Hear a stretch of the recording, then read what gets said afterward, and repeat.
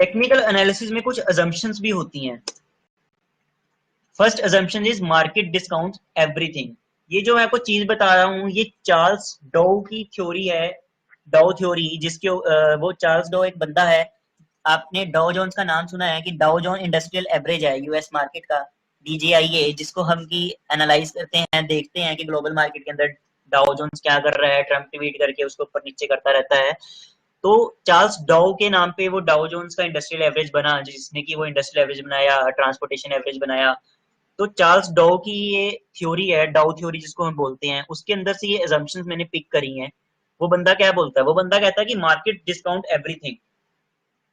We believe that the current price fully reflects all the possible material information which could affect the price. So हम जो technical analyst हैं, हम ये मान के चलते हैं कि जो प्राइस है भैया वो भगवान है, भाव भगवान छे। तो प्राइस ही सभी आपके जो पॉसिबल मटेरियल इंफॉर्मेशन है, हर वो नोएबल फैक्टर जो कि that can possibly affect demand and supply is reflected in market price. मतलब कि चाहे वो रिजल्ट्स हैं, एक्चुअल के रिजल्ट्स खराब आए, एक्चुअल की प्राइस गिर रही थी, इसका मतलब क्या है, एक्चुअल की प्राइस गिर रही है, वॉल्यूम भी बढ़ रही है, इसका मतलब रिजल्ट्स खराब हैं भैया। इनसाइडर्स हैं या फिर जिन जो उनको भी पता होगा वो सेल कर रहे होंगे, वो बाय तो नहीं करेंगे ना, उनको पता है रिजल्ट खराब है, एक्चुअल गिरेगा, तो वो क्यों बाय करेंगे। तो ये सेलिंग चली, तो प्राइस ने हमें इंडिकेट कर दिया कि रिजल्ट खराब आने वाले हैं, और हमने भी अपना एक्चुअल को एग्जिट कर लिया 2-3% के स्टॉप लॉस पे। तो प्राइस आपको बता देता है पहले ही कि मार्केट के अंदर क्या होने वाला है, और उसके प्राइस के अंदर सब कुछ रिफ्लेक्ट होता है। कोरोना वायरस का आउटब्रेक मार्केट ने कितना हद तक मार्केट के अंदर डिस्काउंट कर लिया। कोरोना वायरस इंडिया के अंदर 5-10 हजार केस भी नहीं उस वक्त हुए थे, 5 हजार केस भी नहीं हुए थे जब मार्केट इतनी पैनिक मोड में आ गई थी। तो मार्केट क्या कर रही थी, मार्केट डिस्काउंट कर रही थी नोएबल फैक्टर को। मार्केट को पता है कि कोरोना वायरस का इम्पैक्ट आएगा इकोनॉमी के ऊपर, मार्केट हो सकता है कि इकोनॉमी बंद भी हो जाए, इंडिया लॉकडाउन में आ जाए, ये मार्केट को पहले ही पता था। बहुत ही नॉलेजेबल बंदे होते हैं यहाँ पे, इंडस्ट्री के बंदे होते हैं, पॉलिटिक्स से लेके इंडस्ट्री एक्सपर्ट्स तक, अपने बिजनेसमैन से लेके एमडी सीईओ सीएफओ से लेके ये म्यूचुअल फंड मैनेजर एफआईआई सबकी बात चलती रहती है। तो मार्केट के अंदर सबको सब कुछ पता होता है रिटेलर के पास इंफॉर्मेशन आने से पहले। तो आपके पास वो इन्फॉर्मेशन नहीं आ सकती सर, लेकिन आप प्राइस को एनालाइज करके पता कर सकते हैं कि उनके पास क्या इन्फॉर्मेशन आई है जो ये मार्केट के अंदर ये हलचल शुरू कर रहे हैं।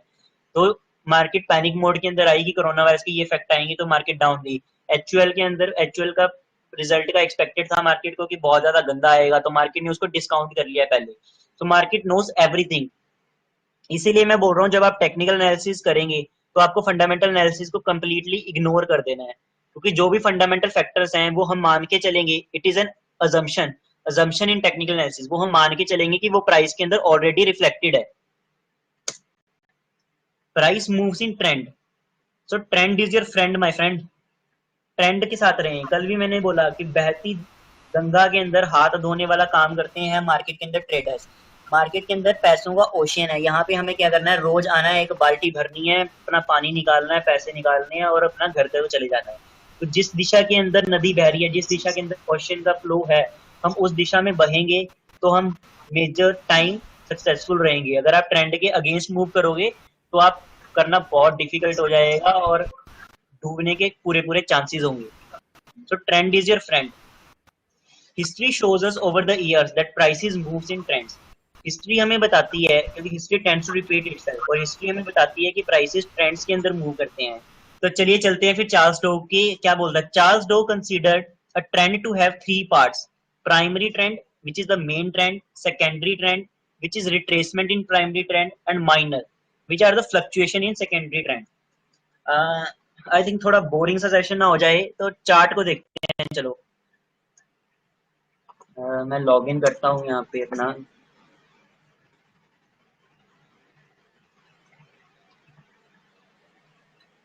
कौन सा चार्ट देखेंगे सर? मेरा फेवरेट देखते हैं, हमें बुलट के शौकी है आप पंजाबी बंदे, आप आयशर मोटर का चार्ट देखते हैं। तो आयशर मोटर का चार्ट हमने यहाँ पे खोल लिया है सर। इसका हमने कैंडलस्टिक चार्ट खोला है, इसको मंथली चार्ट हमने खोला यहाँ पे। आप चिंता मत करें कि ये मैं क्या कर रहा हूँ, फटाफट अगर किसी को नहीं पता ये चीज वो मैं बाद में बताऊंगा। अभी मैं आपको ट्रेंड के बारे में बता रहा हूँ। आज का थ्योरेटिकल सेशन है, कल से हम तबाही मचाएंगे और आपको होमवर्क भी देंगे, आपको काम करना पड़ेगा। पनिशमेंट भी दूंगा अगर किसी ने काम नहीं किया, और मार्केट खुद पनिशमेंट देती है अगर काम नहीं किया, मार्केट लॉस के फॉर्म में पनिशमेंट देगी। सो पहले आपको चलो पढ़ा देते हैं एक बार। Price moves in trend. Charles Dow considered a trend to have three parts: primary, main trend; secondary, retracement in primary trend; and minor, which is fluctuation in secondary trend. Primary trend sir 1 साल से 36 महीने तक रह सकता है।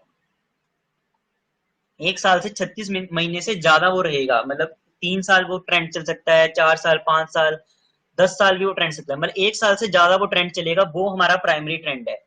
Secondary trend हमारा कुछ महीनों के लिए चलता है, जिसके अंदर हम पोजिशनल ट्रेडिंग बनाते हैं, जिसको हम कहते हैं रिट्रेसमेंट।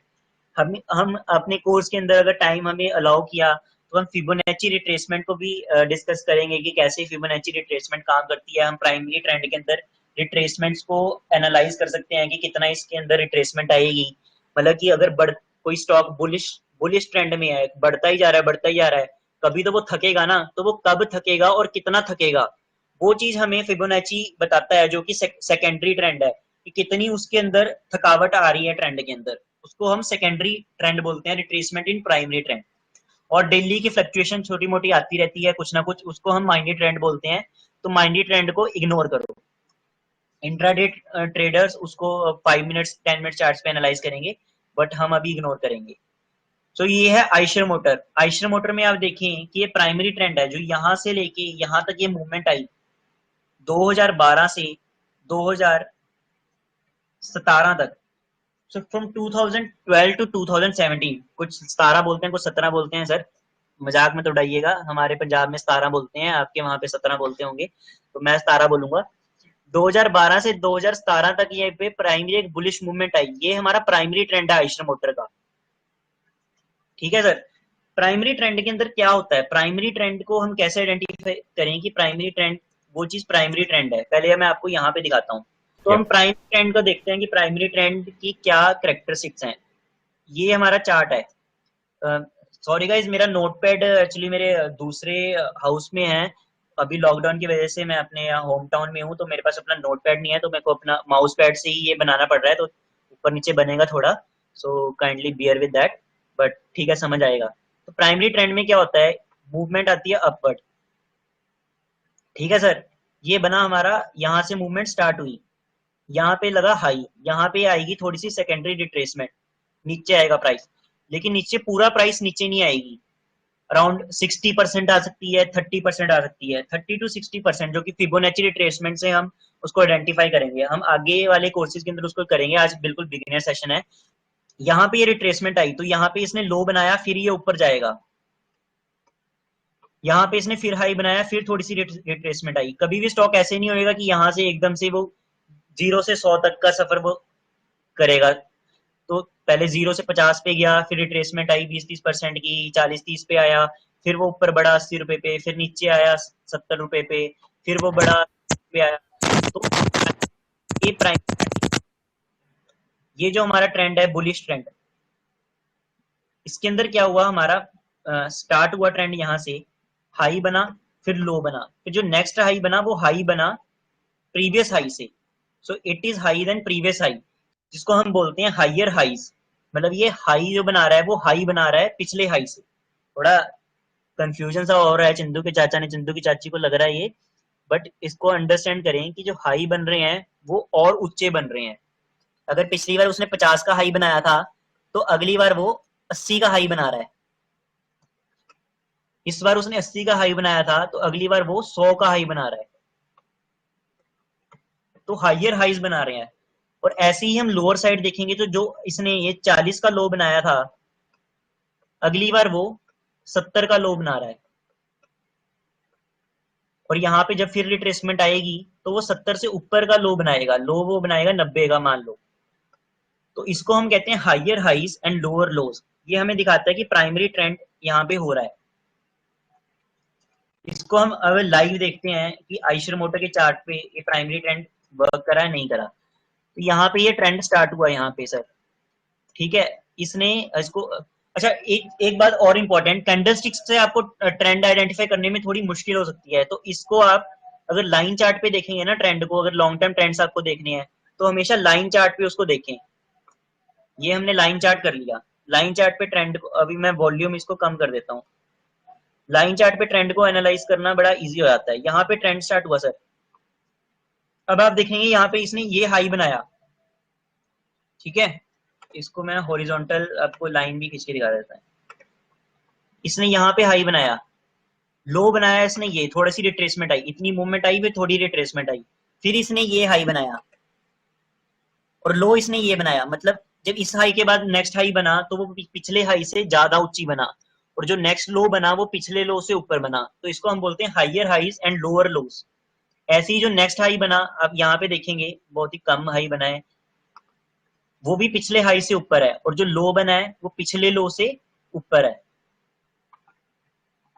इसको मैं थोड़ा क्लियर कर देता हूँ। तो यहाँ पे हाई बना, यहाँ पे हाई बना, फिर हाई और ऊपर बना, फिर और ऊपर हाई बना, और ऊपर हाई बना। ऐसी जो लो है वो लो यहाँ पे बना, फिर उससे ऊंचा लो बना, उससे ऊंचा लो बना, उससे ऊंचा लो बना। हाई क्या है, मतलब कि स्टॉक ने कितनी हाई मूवमेंट दी, सबसे हाईएस्ट पॉइंट पे वो कब पहुंचा, और लो क्या है, सबसे लोएस्ट पॉइंट पे वो क्या आया उस पीरियड में। तो हाइयर हाइज बनते जा रहे हैं और लोअर लोज बनते जा रहे हैं। यहाँ तक इसकी ऐसी मूवमेंट चलती रही, higher highs and lower lows. यहाँ पे हम बुलिश ट्रेंड में थे, और ये सेकेंडरी रिट्रेसमेंट। अब आपको ट्रेडिंग कैसे करनी है, तो यहाँ पे ये higher highs and lower lows बनते गए, और यहाँ पे एक बुलिश ट्रेंड आया हमारा। तो आपको जब बिगिनियर के अंदर ट्रेडिंग करनी है तो ट्रेंड को आइडेंटिफाई करना है कि स्टॉक का लॉन्ग टर्म ट्रेंड क्या है, और आप उसी ट्रेंड पे ट्रेडिंग करें। मतलब इस स्टॉक आइशर मोटर में यहाँ से लेके यहाँ तक आपको बाइंग साइड ही रहना था, ताकि आप बिगिनिंग के अंदर लॉस कम ही करें, और आपको बाइंग। और सेकेंड, हम क्या करते हैं, हम सेकेंडरी रिट्रेसमेंट के अंदर भी ट्रेडिंग करते हैं। ये हमारा प्राइमरी ट्रेंड था।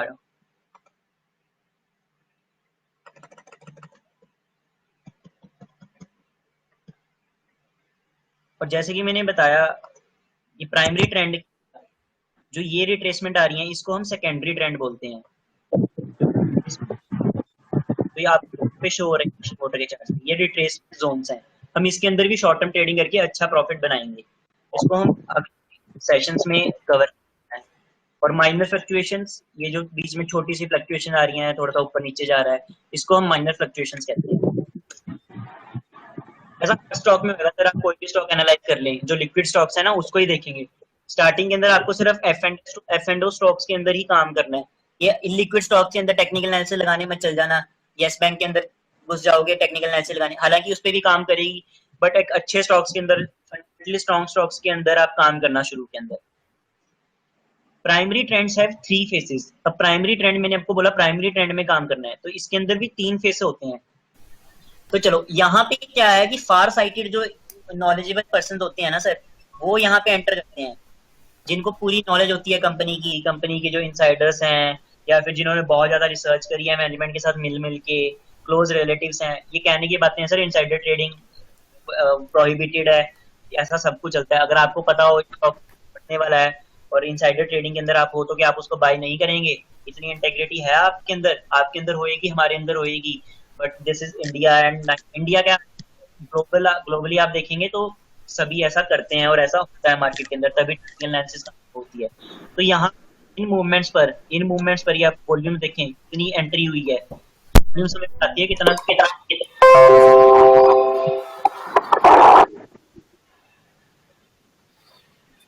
तो जो फार्मेटेड पर्सन है, नॉलेजेबल पर्सन स्टेज के अंदर वो एंटर करते हैं, जिसको हम बोलते हैं अक्यूमुलेशन फेज। तो यहाँ पे अक्यूमुलेशन फेज स्टार्ट हुआ। अक्यूमुलेशन फेज के बाद आता है सेकंड फेज,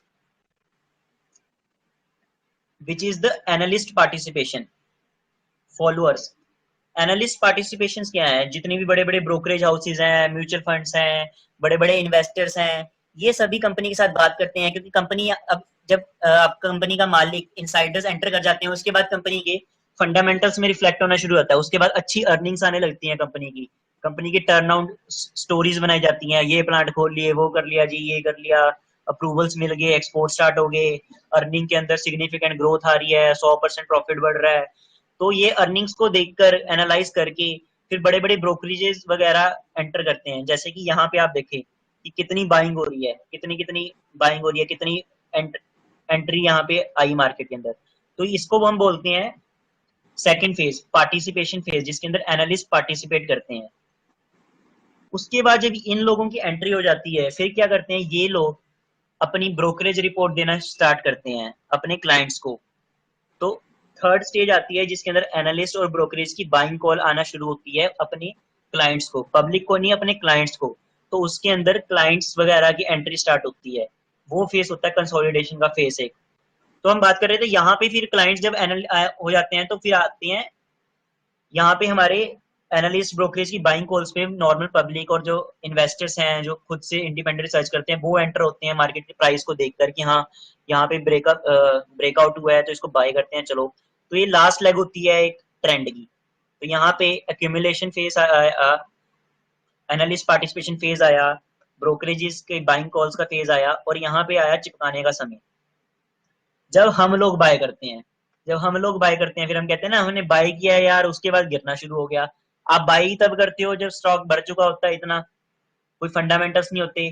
यहाँ पे आती है सर ट्रेंड की एंडिंग, जब जब कंपनी बताना शुरू करती है कि ये तो जी अपने पहुंच चुके हैं यूफोरिया पे, इसने जितनी ट्रेमेंडस ग्रोथ दिखानी थी दिखा दी, अब नहीं ये बुलेट बेच सकती 100% का उसके ऊपर। पहले ही 20 बुलेट बेचने से ही 80,000 बुलेट बेचने पर आ गया। अब 80,000 से 1,60,000 पे जाना बहुत मुश्किल हो जाएगा सर। तो डबल ग्रोथ दिखानी बहुत मुश्किल है यहाँ पे। तो यहाँ पे आता है चिपकाने का समय, फिर आते हैं स्टॉक की डाउन मूवमेंट। तो यहाँ पे हमारा नेक्स्ट ट्रेंड स्टार्ट हो जाता है जो कि डाउन ट्रेंड। डाउन ट्रेंड में क्या होएगा, जैसे कि अप ट्रेंड में मैंने आपको बताया higher highs and lower lows होंगे, डाउन ट्रेंड में lower highs and lower lows होंगे। हाई यहाँ पे बना, नेक्स्ट हाई उससे कम, नेक्स्ट हाई उससे कम, लो यहाँ पे बना, नेक्स्ट लो उससे कम, नेक्स्ट लो उससे कम। लाइन चार्ट पे देखते हैं तो हाई यहाँ पे बना, फिर लो, फिर उससे अगला हाई उससे भी कम बना, उससे अगला हाई उससे भी कम बना।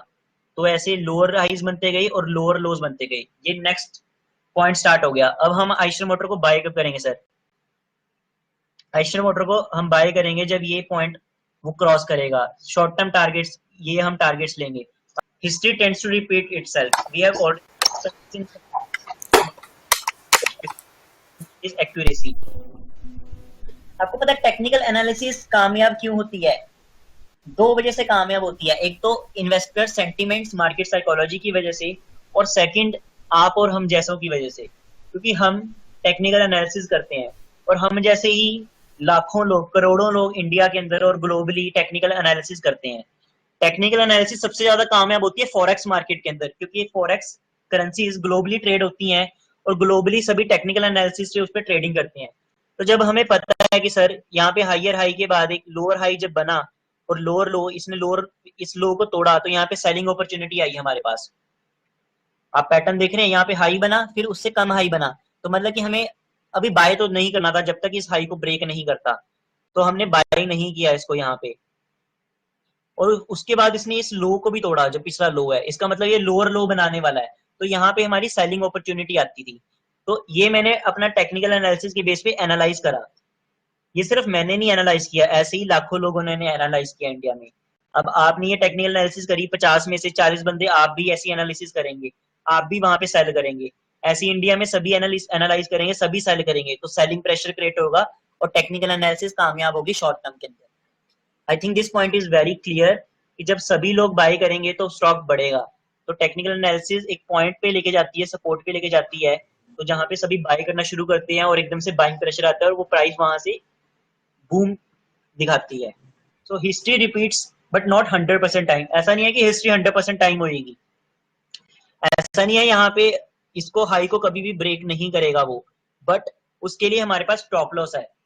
ऐसा नहीं है कि इसने लोअर लो बनाते जब बनाते जा रहा है तो लोअर लो ही बनाता जाएगा, यहाँ पे हाइयर हाई बनाते जा रहा है तो हाइयर हाई बनाता जाएगा। इसने इसको ब्रेक करा ना सर, तो ब्रेक करा तो हिस्ट्री ने रिपीट नहीं करा अपना ट्रेंड, लेकिन फिर भी हम ब्रेकडाउन और ब्रेकआउट्स को तब हम एनालाइज करते हैं जब वो स्टॉक सपोर्ट पे बाइंग मूवमेंट नहीं दिखाता, सपोर्ट को भी तोड़ देता है, तो उसको हम ब्रेकडाउन बोलते हैं।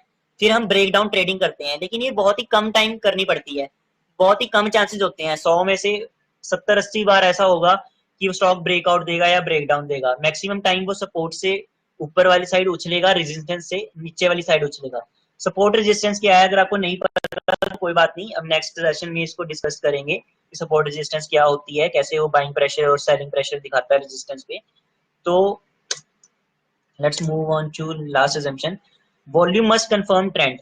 Volume should increase if the price is moving in the direction of the primary trend and decrease if it is moving against it. मैंने बताया अगर बुलिश मूवमेंट है, प्राइस बढ़ रही है, तो वॉल्यूम भी बढ़नी चाहिए, और अगर उसके ऑपोजिट में है, मतलब यहाँ पे प्राइमरी ट्रेंड इंक्रीज, यहाँ पे स्टॉक की प्राइस बढ़ रही है तो वॉल्यूम बढ़ रही है, लेकिन जब वो स्टॉक बिक रहा है, नीचे आ रहा है, तो वॉल्यूम कम होनी चाहिए। ऐसा नहीं कि जब नीचे आ रहा है, रिट्रेसमेंट आ रही है, तो वॉल्यूम बहुत ज्यादा बढ़ गई, तो कितनी बाइंग हुई, सेलिंग बाइंग से ज्यादा होगी, फिर ट्रेंड कहेगा रहा, फिर तो रिट्रेसमेंट ज्यादा हावी होगी, फिर उसको रिट्रेसमेंट नहीं बोलेंगे, उसको हम बुलिश रिवर्सल बोलेंगे अगर वॉल्यूम इसकी ज्यादा हो जाती पिछले ट्रेंड से। तो इसलिए हम बोलते हैं कि प्राइमरी ट्रेंड के अंदर की डायरेक्शन में जब वो मूव कर रहा है, प्राइमरी ट्रेंड को आप बुलिश मत समझिए, प्राइमरी ट्रेंड बियरिश भी हो सकता है। मतलब कि अगर स्टॉक की प्राइस गिर रही है तो वॉल्यूम भी बढ़नी चाहिए, तब हम उसको मान लेंगे कि हाँ वो बियरिश ट्रेंड है, स्टॉक की प्राइस भी गिर रही है और वॉल्यूम भी बढ़ रही है। जब उसमें पुल बैक आएगा, स्टॉक वो थोड़ा सा बढ़ने लगेगा रिट्रेसमेंट पे, तो वॉल्यूम कम होनी चाहिए। ऐसी बुलिश के अंदर जब स्टॉक बढ़ रहा है तो वॉल्यूम बढ़नी चाहिए, और जब वो रिट्रेसमेंट दिखाएगा, सेकेंडरी ट्रेंड में जाएगा, छोटा सा पुल बैक आएगा उसके अंदर 20-30% का, तो वॉल्यूम कम होनी चाहिए। ऐसे नहीं कि वॉल्यूम बहुत ज्यादा आ रही है पुल बैक के अंदर। Therefore, low volume signals a weakness in the trend. For example, in a bull market, volume should increase. और ये चीज मैं आपको बता चुका हूँ. If in this example volume picks up during a pullback, it could be a sign that trend is reversing as more market participants turn bearish. तो अगर ट्रेंड बुलिश है और जब पुल बैक आ रहा है और वॉल्यूम बढ़ रही है, तो ये सिंपली हमें ये बताता है कि बेचने वाले बायर से ज्यादा हो चुके हैं और ट्रेंड बियरिश हो चुका है। So if price is increasing and volume is increasing, our trend prediction is कि अप ट्रेंड कंटिन्यू रहेगा, ऊपर जाएगा स्टॉक। प्राइस बढ़ रहा है, वॉल्यूम कम हो रही है, इसका मतलब ट्रेंड अब कंटिन्यू होने वाला नहीं है, एग्जॉस्ट होने वाली है मार्केट। अब जितनी तेजी आनी थी वो खत्म हो चुकी है, अब प्रॉफिट बुकिंग का टाइम आ चुका है, साइडवेज रहेगी मार्केट, थोड़ी चिपकाया जाएगा यहाँ पे माल हम जैसे रिटेलर्स को, और हमें एग्जिट ले लेना चाहिए सर। प्राइस गिर रही है, वॉल्यूम बढ़ रही है, इसका मतलब स्ट्रॉन्ग फॉल आ रहा है मार्केट के अंदर, डाउन ट्रेंड कंटिन्यू रहेगा, हमें बेचना है यहाँ पे। प्राइस गिर रही है लेकिन वॉल्यूम नहीं गिर रही, मतलब वॉल्यूम भी गिर रही है, वॉल्यूम बढ़ नहीं रही, गिरती प्राइस भी गिर रही है, वॉल्यूम वॉल्यूम बढ़ रही है। इसको चार्ट पे दिखाता हूँ। प्राइस यहाँ पे गिर रही है लेकिन वॉल्यूम गिर रही है, मतलब कि इसको आप ऐसे कह लो कि प्राइस गिर रही है, वॉल्यूम बढ़ नहीं रही, या प्राइस गिर रही है और वॉल्यूम भी कम है। तो प्राइस गिर रही है, वॉल्यूम कम है, इसका मतलब कि गिरती हुई प्राइस के अंदर जान नहीं है उतनी, उसके बाद बाइंग प्रेशर आएगा। सो ये टेबल आपकी रेफरेंस के लिए है, आप इसको मैं आपको शेयर कर दूंगा। ये यहाँ पे आयशर मोटर का हमने चार्ट देख ही लिया। So this ends with our current day 1 session.